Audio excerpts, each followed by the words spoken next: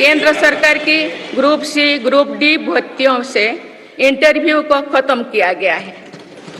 पहले जो विद्यार्थी सिर्फ भारतीय भाषा में पढ़ाई करते थे उनके साथ अन्याय की जाती थी।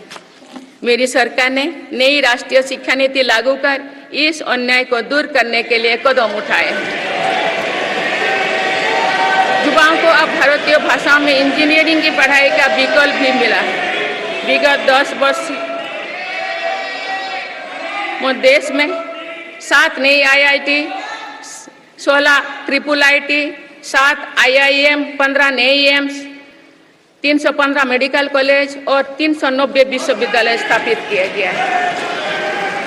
मेरी सरकार इन संस्थानों को और मजबूत बनाकर आवश्यकता के अनुसार इनकी संस्था को भी बढ़ाएंगे। सरकार एक डिजिटल विश्वविद्यालय बनाने की दिशा में भी काम कर रही है। अटल टिंकरिंग लैब्स, स्टार्टअप इंडिया और स्टैंडअप इंडिया जैसे अभियान हमारे युवाओं का सामर्थ्य बढ़ा रहे हैं। इन्हीं प्रयासों से आज भारत दुनिया का तीसरा सबसे बड़ा स्टार्टअप इकोसिस्टम बन चुका है। माननीय सदस्यगण, सरकार का ये निरंतर प्रयास है कि देश के युवाओं को अपनी प्रतिभा दिखाने का उचित अवसर मिले। सरकारी भर्ती हो या फिर परीक्षाएं, सुनिए, परीक्षाएं किसी भी कारण से इनमें रुकावट आए, ये उचित नहीं है। इनमें शुचिता और पारदर्शिता बहुत जरूरी है। हाल ही में कुछ परीक्षाओं में हुई पेपर लीक की घटनाओं की निष्पक्ष जांच और दोषियों को कड़ी से कड़ी सजा दिलवाने के लिए मेरी सरकार प्रतिबद्ध है।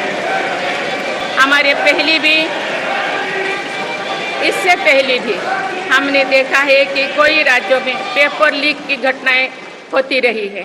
इस पर दलीय राजनीति से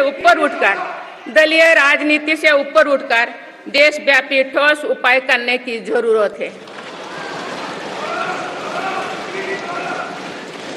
संसद ने भी परीक्षा में होने वाली गड़बड़ियों के विरुद्ध एक सख्त कानून बनाया है। मेरी सरकार परीक्षाओं से जुड़ी संस्थाओं, उनके कामकाज के तरीके, परीक्षा प्रक्रिया सभी में बड़ी सुधार करने की दिशा में काम कर रही है।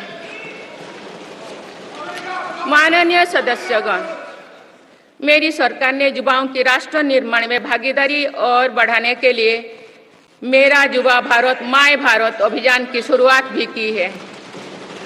इसमें अब तक 1.5 करोड़ से अधिक युवाओं का पंजीकरण हो चुका है। इस पहल से युवाओं में नेतृत्व कौशल और सेवा भावना का बीजारोपण होगा। आज हमारे युवाओं को खेलों में भी आगे बढ़ने के नए अवसर मिल रहे हैं। मेरी सरकार के प्रभावी प्रयासों का परिणाम है कि भारत के युवा खिलाड़ी वैश्विक मंचों पर रिकॉर्ड संख्या में मेडल्स जीत रहे हैं। कुछ ही दिनों बाद पेरिस ओलंपिक्स में भी शुरू होने वाले जा रहे हैं। ओलंपिक्स में देश का प्रतिनिधित्व करने वाले हर खिलाड़ी पर हमें गर्व है। मैं उन्हें अपनी शुभकामनाएं देती हूँ। इन उपलब्धियों को और आगे ले जाने के लिए भारतीय ओलंपिक संघ 2036 ओलंपिक्स खेलों की मेजबानी की तैयारी भी कर रही है।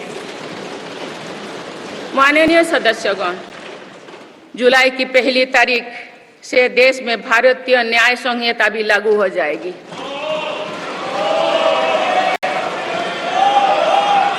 अंग्रेजी राज में गुलामों को दौड़ देने की मानसिकता थी। दुर्भाग्य से आजादी के अनेक दशकों तक गुलामी के दौर की यही दंड व्यवस्था चलती रही। इसे बदलने की चर्चा अनेक दशकों से की जा रही थी, लेकिन ये साहस भी मेरी सरकार ने ही करके दिखाए हैं।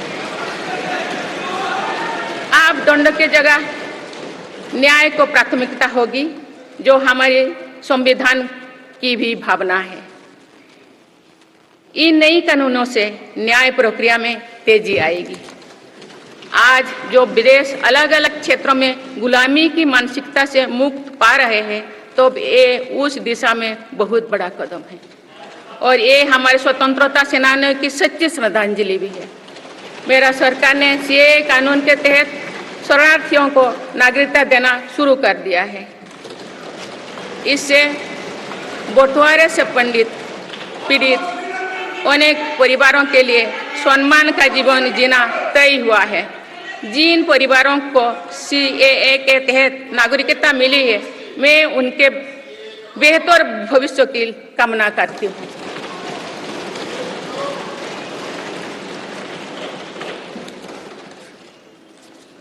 माननीय सदस्यगण, मेरी सरकार भविष्य निर्माण के प्रयासों के साथ ही भारतीय संस्कृति के वैभव और विरासत को फिर से स्थापित कर रही है।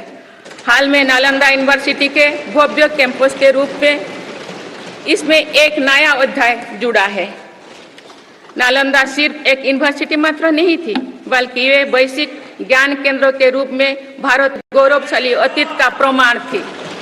मुझे विश्वास है कि नई नालंदा यूनिवर्सिटी भारत को ग्लोबल नॉलेज हब बनाने में सहायक सिद्ध होगी। मेरी सरकार का ये प्रयास है कि भावी पीढ़ियों को हजारों वर्षों की हमारी विरासत प्रेरणा देती है। इसलिए पूरे देश में तीर्थस्थलों को आस्था और आध्यात्म के केंद्र को सजाया संवारा जा रहा है। माननीय सदस्यगण, मेरी सरकार विकास के साथ ही विरासत पर भी उतना ही गर्व करते हुए काम कर रही है। विरासत पर गर्व का ये संकल्प आज अनुसूचित जाति, अनुसूचित जनजाति, वंचित वर्ग और सर्व समाज के गौरव का प्रतीक बन रहा है।